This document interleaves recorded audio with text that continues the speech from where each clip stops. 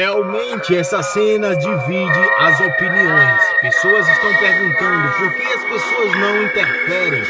Realmente, pessoal, é triste, mas tem que ser assim.